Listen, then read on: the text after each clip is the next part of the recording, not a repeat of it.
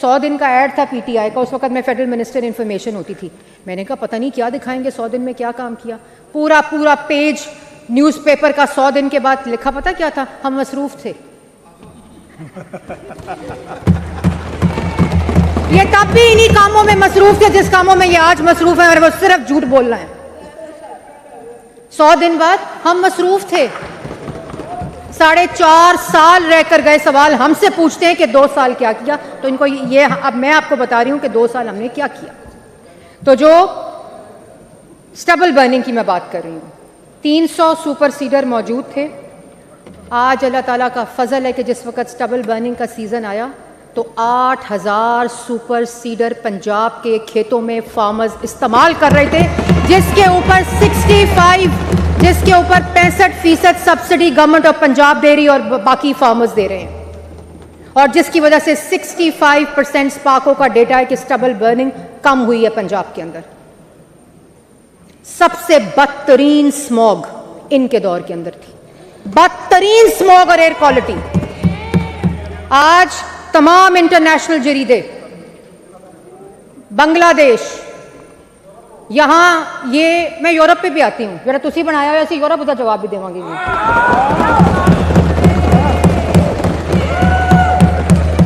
Speaker साहब, तमाम इस वक्त तक स्टबल बर्निंग जहां जहां रेड जोन्स हैं स्टबल बर्निंग के, उसकी मैपिंग मुकम्मल हो चुकी है।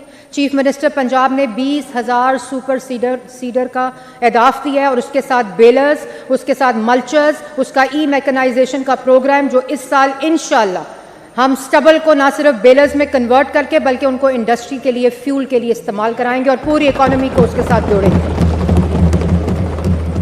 फिर पहली दफ़ा स्पीकर साहब, पहली दफ़ा फ्यूल क्वालिटी की टेस्टिंग पंजाब में शुरू हुई, पहली दफ़ा। और ये तमाम ये इन्वायरमेंटल प्रोटेक्शन फोर्स की कानून साजी की गई, उसके रूल्स को बदला गया क्योंकि हमारा मैंडेट नहीं था। हमने उसको रूल्स को बदल कर उसके अंदर फ्यूल टेस्टिंग को इंक्लूड किया, और इस पूरे साल में ये अब पेट्रोल पंप्स के ऊपर ये फ्यूल टेस्टिंग जो है वो जारी है। इसी तरह स्पीकर साहब, जो फ्यूल क्वालिटी कंप्लायंस के SOPs हैं, पहली दफ़ा उनको इंट्रोड्यूस किया गया, क्योंकि जब इमिशन होती है, पुरानी गाड़ी जाती है, तो फ्यूल उसमें एक बहुत इंपॉर्टेंट रोल प्ले करता है, उसकी क्वालिटी जो होती है। इसलिए ये पूरा निज़ाम जो था वो मौजूद नहीं था। और अभी मेरे फाजिल मेंबर ने कहा कि लेबॉर्ट्रीज़ नहीं हैं। इनको मैं ये बताना चाहती हूँ कि state of the art 11 laboratories sectoral इस वक्त ग्रीन बिल्डिंग में मौजूद हैं और पंजाब क्लाइमेट वॉच के साथ काम कर रहे हैं। फिर स्पीकर साहब, इन्होंने कहा, मैंने इन्वायरमेंटल प्रोटेक्शन फोर्स की बात कर ली, और ये सारी फैक्ट शीट मैं आपके पास हर मेंबर के लिए टेबल पर डेटा के साथ, बजट के साथ छोड़ के जाऊंगी आज, कि ताकि जो इन्फॉर्मेशन है वो पूरी तरह से मेंबर्स को, शायद इन्फॉर्मेशन का फुकदान हो सकता है, लेकिन उसको फिल करने के लिए मैं ये सारा कुछ यहाँ छोड़ के जाऊंगी। ई मैकेनाइजेशन का प्रोग्राम 30 बिलियन का फार्मर्स के लिए, जो कि कार्बन फुटप्रिंट को कम करने के लिए, एफिशिएंसी को बढ़ाने के लिए और प्रोडक्टिविटी को बढ़ाने के लिए। यहाँ एग्रीकल्चर मिनिस्टर आशिक किरमानी साहब बैठे हैं, ये जब अपनी बात करेंगे उसके अंदर देंगे, लेकिन क्योंकि स्मॉग की बात हो रही है और क्वालिटी इन्वायरमेंट की, तो उसके अंदर 30 बिलियन का प्रोग्राम है सिर्फ ई मैकेनाइजेशन का पंजाब के किसानों के लिए। और ये पहली दफ़ा जो सुपर सीडर, मैं आपको सिर्फ ये बात कर रही हूँ कि प्रोडक्शन कैपेबिलिटी मौजूद नहीं थी। मैं शाबाश देती हूँ एग्रीकल्चर मिनिस्टर को भी और एग्रीकल्चर सेक्रेटरी को भी और इनके पूरे महकमे को भी, कि इन्होंने ना सिर्फ इस सुपर सीडर की प्रोडक्शन को बढ़वाया, बल्कि स्टबल सीजन से पहले अपने एक्सटेंशन ऑफिसेज को इस्तेमाल करते हुए तमाम फार्मर्स को ऑन बोर्ड लिया, ताकि वो इसको ज़्यादा से ज़्यादा इस्तेमाल करें और इसकी अफादियत, चाहे वो फ्यूल कंजम्पशन हो, चाहे वो डीजल कंजम्पशन हो, और चाहे वो उसकी एफिशिएंसी और प्रोडक्टिविटी ऑफ द क्रॉप हो, उसको इन लोगों ने हर फार्मर तक पहुँचाया। इसके बाद स्पीकर साहब, इन्होंने बात की फॉरेस्ट की।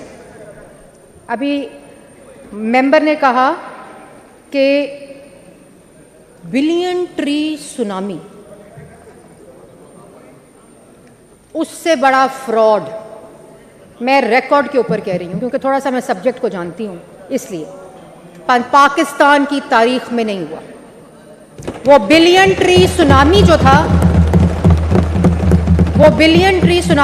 वो बिलियन झूठों में कन्वर्ट हुआ।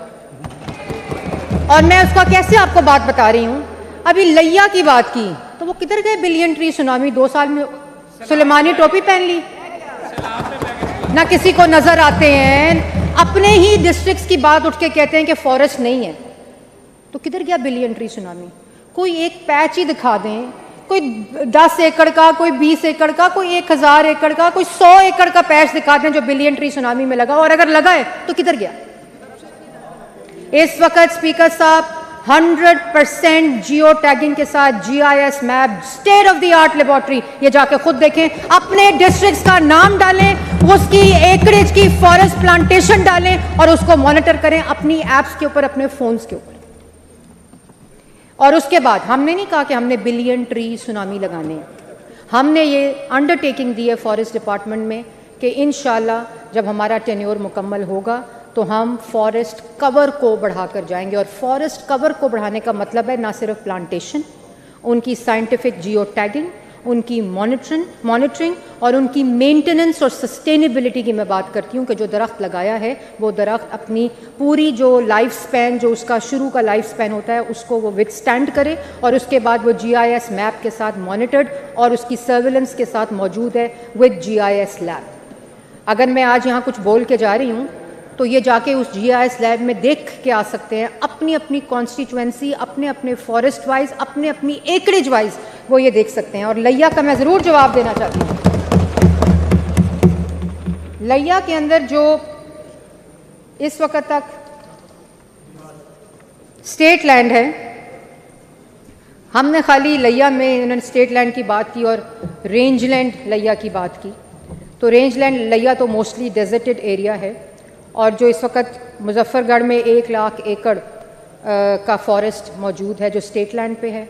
लैया में 1.5 लाख एकड़ का मौजूद, मैं सिर्फ मेंबर की इंफॉर्मेशन के लिए 1.5 लाख का मौजूद है। और हम इस वक्त तक जो फॉरेस्ट कवर है उसकी जैसे मैंने बात की कि 10,000 एकड़ेज की मैं बात कर रही हूँ। और जो रेंज लैंड के अलावा हमने would lots, private would lots के ऊपर प्लांटेशन की है पहली दफ़ा लैया के अंदर। जो लोगों के अपने फार्म लैंड्स, जो लोगों के अपने वुड लॉट्स थे, उसकी स्कीम वज़ीर आला पंजाब लेकर आई। और ना सिर्फ स्टेट लैंड के ऊपर बल्कि हमने forest land, state land, range land का जो पैची एरिया है जिसके ऊपर फॉरेस्टेशन हो सकती है जिस एरिया के अंदर, क्योंकि वहाँ वाटर चैनल्स और वाटर रिसोर्सेज नहीं होते, तो उसकी हर जगह हम मुतबादिल जो फॉरेस्टेशन कर रहे हैं। और वुड लॉट्स की हमारी अलग स्कीम है जो प्राइवेट फार्म लैंड्स के ऊपर फॉरेस्टेशन हो रही है। और ये तमाम चीज़ें साइंटिफिक, वो ऐप डाउनलोड कर लेंगे तो इनको भी आसानी हो जाएगी, इस ऐवान का भी टाइम बचेगा और थोड़ा सा इनकी इंफॉर्मेशन में इजाफा भी होगा। फिर स्पीकर साहब, फॉरेस्ट की बात की in general, digital forest resource monitoring, AI early monitoring system जो कि जर्मनी की टेक्नोलॉजी है कि वो AI सिस्टम इंस्टॉल किया गया है कि फॉरेस्ट में आग लगने से पहले ही पता चल जाता है अबाउट 20-25 मिनट्स पहले कि यहाँ आग लगने लगी है, बिकॉज उसके एटमॉस्फेरिक कंडीशंस ऐसे हो जाते हैं। तो वो उसको बचाने के लिए टेक्नोलॉजी पहली दफ़ा पाकिस्तान में लाई गई है। ड्रोन एंड सेंसर फ्लीट्स को मुतारिफ कराया गया है प्रोटेक्टेड एरिया और फॉरेस्ट लैंड्स के ऊपर कि अगर कोई चोरी हो रही हो, वुड कटिंग हो रही हो, तो वो AI ड्रिवन सेंसर्स के ज़रिए हमारी GIS लैब के अंदर अलर्ट आ जाता है और उसको फौरी तौर पर रोका जा सकता है और मॉनिटर किया जा सकता है। फॉरेस्ट फायर मिटिगेशंस का जो सबसे बड़ा प्रोग्राम है पंजाब का, इसी तरह urban and peri urban forest policy पहली दफ़ा मुतारिफ कराई गई है, जिसमें यही जो मैंने आपको बात कही कि एकरेज के ऊपर प्लांटेशन को मुतारिफ कराया गया है। हम नंबर ऑफ ट्रीज से नहीं, क्योंकि अगर वो ट्री लग के उसके बाद वो गुम गया है, गायब भी तो हो जाते हैं ना ट्रीज, हुए जो लगे, तो अब हम ट्रीज को गुमने नहीं देंगे स्पीकर साहब। अब लगे हुए दरख्त जिस पे हुकूमत का पैसा लगता है वो हम सियासी स्लोगनरी के लिए इस्तेमाल नहीं करेंगे, वो अब हर दरख्त GIS लैब के अंदर मॉनिटर्ड और टैग्ड है।